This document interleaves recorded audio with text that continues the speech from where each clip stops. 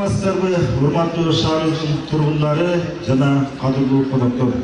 Бүгүн Жалал Абад шаарынын гана эмес, жалпы кыргыз эл үчүн өзгөчө кубанычтуу күн десем жаңылышпайм.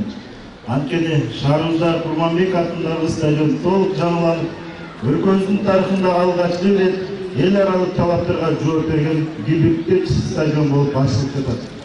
Буюрса кыргыз футболу бийик деңгээлге чыгып, бул стадиондо эл аралык мелдештер, чемпионаттар өткөрүлөт деп мен тирегишемин. Стадионубуз көт болсун. Сөз Кыргыз Республикасынын Министрлер Кабинетинин төрагасынын орун басары, Улуттук коопсуздук комитетинин төрагасы, Кыргыз футбол биримдигинин президенти, Кыргыз эл баатыры Ташим Камчыбек Кудашевичке берилет.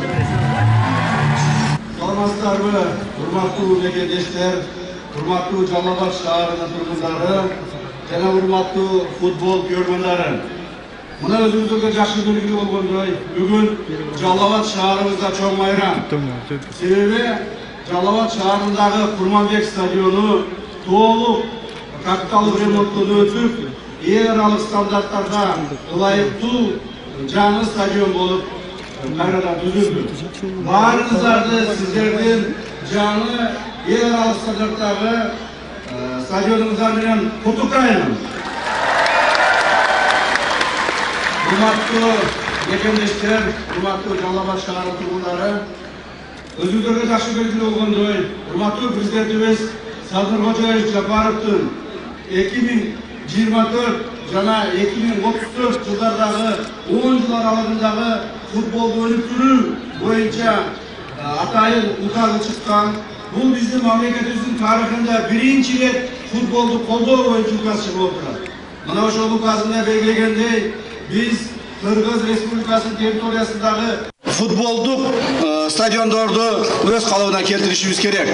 Быйылкы жылдын эсебинде мамлекетибиздин бюджетинен жана футболдук союздун бюджетинин эсебинен мамлекетибизде 12 футболдук стадион өз калыбына келет.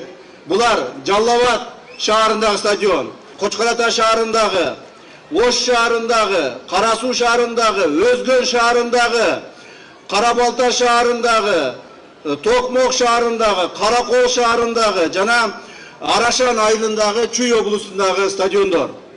Мен ойлоймун, биздин мамлекетибизде футболду сүйүүчүлөр көбөйүп атат.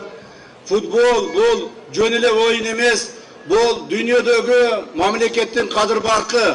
Биз сиздер менен бирге биздин урматтуу футболчуларды колдоп турсак, дүйнө жүзүндө дагы чоң-чоң ийгиликтерге жетишебиз. Мен ойлоймун, азырынча эми алдын ала айтып коеюн сиздерге, ушул Малайзия, Кыргызстан эл аралык чоң беттеш ушул Жалал Абад шаарында өтүшү мүмкүн болуп турат.